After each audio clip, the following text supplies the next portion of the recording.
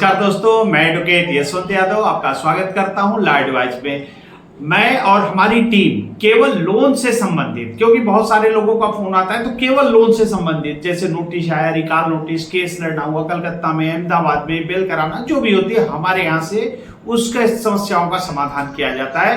जो कर्ज से दलदल में फंस चुके हैं वहां से कैसे कर्ज मुक्त हो पाएंगे, कैसे उस दलदल से बाहर निकल पाएंगे, इस पे हम और हमारी टीम कलकत्ता में, अहमदाबाद में, जयपुर में, लुधियाना में हमारी टीम है। हमारे जो पैनल पे एडवोकेट है, आपकी सहायता, आपकी कोई प्रकार की दिक्कत समस्या होती है तो उसका समाधान किया जाता है। और लोन लिए हैं, और लोन आपने लिया है तो लोन धारक को कंपनियां इतना डरा देती हैं कि कभी कभी लोन धारक ही अपने आप को अपराधी समझ बैठते हैं कि मैंने कोई बहुत बड़ा अपराध कर दिया, लोन ले करके न दे पाना, ये मैंने बहुत बड़ा अपराध कर दिया। ऐसा बना देते हैं, ऐसा माहौल करा देते हैं कि लोन लिए हैं, लोन लेने के बाद कोई डिफॉल्ट करता है तो किसी विषम परिस्थिति के कारण ही करता है। कभी जॉब लॉस हो गई, तो आपने लोन दिया था, जॉब को देख करके दिया था, आज जॉब नहीं रह गई, जॉब लॉस हो गया। कोई दुर्घटना हो गई, एक्सीडेंट हो गया, तो कोई दुर्घटना या एक्सीडेंट किसी को बता के नहीं आता है कि मैं दुर्घटना होने वाला हूं। या कोई व्यापार कर रहे थे, व्यापार में नुकसान हो गया, या कोई ऐसी पारिवारिक समस्या, ऐसी बीमारी हो गई जिसके कारण लोन की ईएमआई में नहीं दे पा रहा हूं, विषम परिस्थितियां हो गई, तो कंपनियां को इनसे कोई मतलब नहीं। कंपनियां का तो डिफॉल्टर, आप लोन लिए, डिफॉल्ट कर गए, उनको तो वसूली करना है। तो वसूली करना है तो मैंने हर वीडियो में बता रखता हूं, लीगल प्राइवेट नोटिस जरूर दे दीजिए। अब आते हैं टॉपिक पे, कंपनियां करेंगी क्या? आपको फोन करना बराबर शुरू करेंगे, एक दिन में 100 150 कॉल तक आते हैं, मल्टीपल लोन के डिफॉल्टर है, आने दीजिए, कोई जरूरत नहीं है, इनका जरूरी नहीं है कि फोन को पिक करें, उठाएं। 100 कॉल कहां अटेंड कर पाएंगे, नहीं कर पाएंगे। उसके बाद रिकवरी एजेंट वसूली करके रिकवरी एजेंट भेजने लगते हैं, होम विजिट कराने लगते हैं, नोटिस भेजने लगते हैं, recall notice, demand notice, arbitration की प्रक्रिया शुरू करते हैं। सिक्योर लोन है तो सरफेसी एक्ट करते हैं। तो ये वसूली, पैसे को वसूली करने की प्रक्रिया होती है। लेकिन आज का हमारा जो वीडियो है, क्या क्रिमिनल केस, आपने बैंक के लेन देन में आपने लोन लिया है तो क्या आपके ऊपर क्रिमिनल केस हो सकता है? जितने लोग भी हैं सभी लोग कमेंट्स में बताइए, हाँ या ना में जवाब दीजिए। जितने लोग भी वीडियो देख रहे हैं, मुझे भी पता होना चाहिए आप लोग की कितनी नॉलेज है, कितनी जानकारी है। क्या बैंक ने से लोन लिया है और नहीं दे पा रहे हैं तो उसमें कोई क्रिमिनल केस हो सकता है? क्रिमिनल केस मतलब जैसे 420 धोखाधड़ी, 406 अमानत में खयानत, जो कि बीएनएस की धारा में 316 और 318 हो गया है।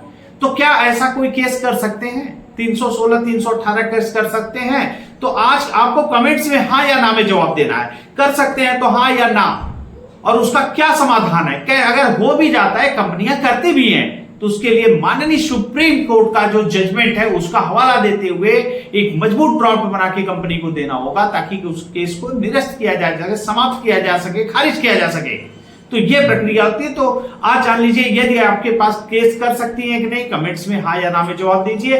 और बचाव क्या है, अगर कर भी देती है तो बचाव क्या है, और सुप्रीम कोर्ट का जो जजमेंट है आज उसके बारे में भी बात करेंगे कि सुप्रीम कोर्ट का जो जजमेंट है उसमें साफ साफ लिखा गया है कि लोन लेना, लोन की ईएमआई को न चुका पाना, ये हमेशा और हमेशा सिविल वाद है, सिविल केस है, क्रिमिनल वाद नहीं हो सकता। क्रिमिनल वाद का उसको रंग नहीं दिया जा सकता।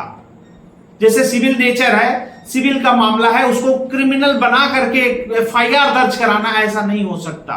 तो आज हम बात करेंगे Sunil Sharma versus hero Fincorp.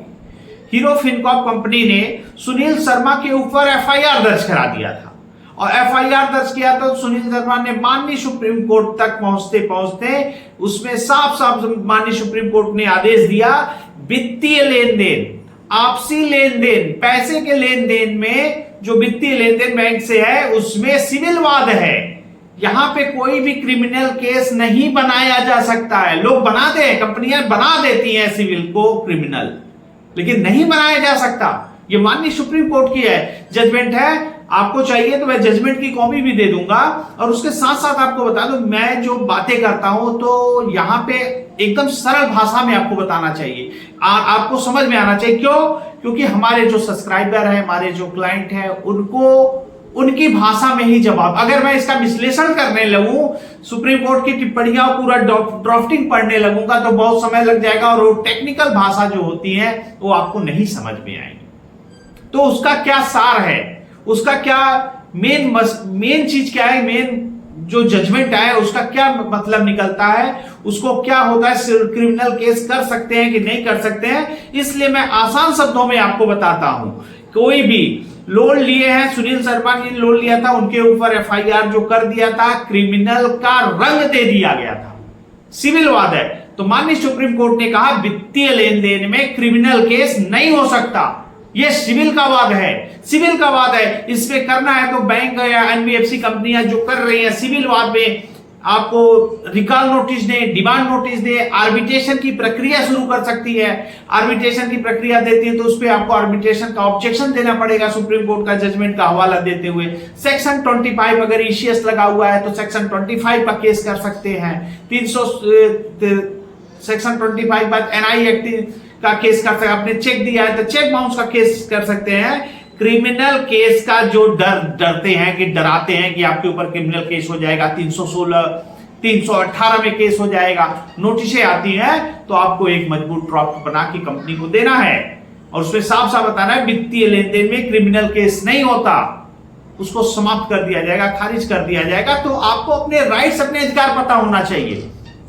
जो कंपनियां ये कलकत्ता में, अहमदाबाद में 316 और 318 में केस हो रहे हैं, तो ये तो सिविल वाद है, उसको क्रिमिनल का रूप दिया जा रहा है, तो ये टिकेंगे नहीं, क्योंकि माननीय सुप्रीम कोर्ट से जजमेंट के ऊपर कोई कोर्ट नहीं है। माननीय सुप्रीम कोर्ट का अगर जजमेंट आया है पैसे के लेन देन में क्रिमिनल केस कंसीडर नहीं होता, bank NBFC company criminal case नहीं कर सकती, तो गलत तरीका से जो 316 318 कर रहे हैं वो बिल्कुल गलत है।